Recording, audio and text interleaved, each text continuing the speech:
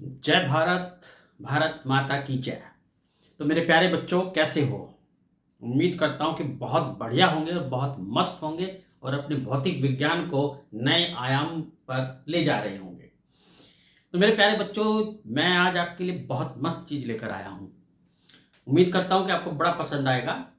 कोई भी डाउट हो तो ज़रूर कमेंट करके मुझसे कमेंट बॉक्स में पूछना। तो चलो स्टार्ट करता हूँ भौतिक विज्ञान का एक और नया बढ़िया सा विम्य सूत्र। आज मैं आपको बताऊंगा कि जो आपका यूनिवर्सल कांस्टेंट होता है, यानी जिसे आप सार्वत्रिक नियतांक भी कहते हैं, उसका सार्वत्रिक नियतांक यानी गुरुत्व आकर्षण का सार्वत्रिक नियतांक, ये जो आप जिसको आप कैपिटल जी से लिखते हैं, इसका जो विम्य सूत्र होता है वो हम कैसे निकालेंगे, बड़े ध्यान से समझना। तो देखो मेरे बच्चों, आप जानते हो न्यूटन के गुरुत्व आकर्षण नियम के अनुसार अगर दो वस्तुएं हैं, उन दो वस्तुओं के बीच जो आपका गुरुत्व आकर्षण बल होता है वो होता है m1 m2। m1 m2 क्या है? मास है उन दो वस्तुओं के। जैसे ये दो वस्तु हैं आपकी, एक का मास ही m1 और एक का मास है ये m2। तो ये इन दो वस्तुओं के मास हैं जो एक दूसरे से r डिस्टेंस यानी इस r दूरी पर रखे हुए हैं। तो जो बाबा न्यूटन थे, बाबा न्यूटन ने बताया था कि इन दो वस्तुओं के बीच जो गुरुत्व आकर्षण बल होता है वो होता है ये। अब इस सूत्र का प्रयोग करके हम निकालेंगे कि भाई इसका जो आपका ये कैपिटल जी है, जिसको हम कहते हैं सार्वत्रिक नियतांक ऑफ गुरुत्व आकर्षण, ये हम इसका विम्य सूत्र कैसे निकालेंगे। तो बड़े ध्यान से देखना और अगर कहीं भी कोई डाउट हो तो कमेंट करके जरूर मेरे से पूछना। तो देखो अब कैसे निकालेंगे। तो भाई हमने क्या करा, सबसे पहले या तो हमें ये पता होना चाहिए कि ये जो इसमें राशियां आई हैं, जैसे बल आया है, जैसे मास आए हैं, ये दूरी आई है, इनका विम्य सूत्र क्या है। अगर हमें ये पता चल जाए कि भाई इनका विम्य सूत्र क्या है, तो इस सार्वत्रिक नियतांक का विम्य सूत्र बड़ा चुटकी भर में निकाला जा सकता है। तो अब देखो कैसे, चुटकी बजाते ही जो है इसका उत्तर लेना।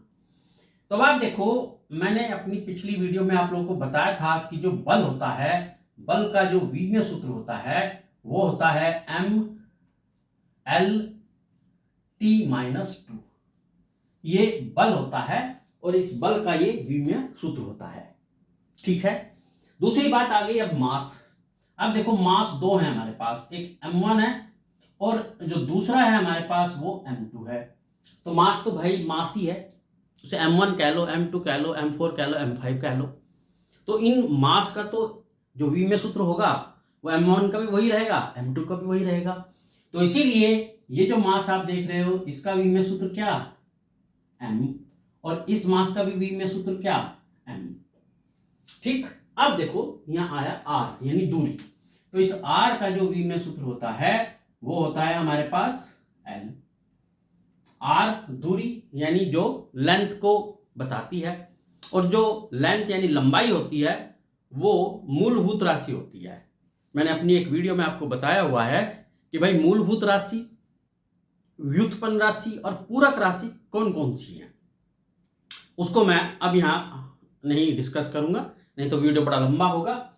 तो अब देखो ये जो हमारी विमाएं आई, दूरी की विमा L, मास की यानी m1 और m2 जो मास है हमारे, इनकी विमाएं होगी mm, और बल की विमा मैंने बताई है। तो अब इन तीनों विमाओं को हम यहां पुट करेंगे इस सूत्र में।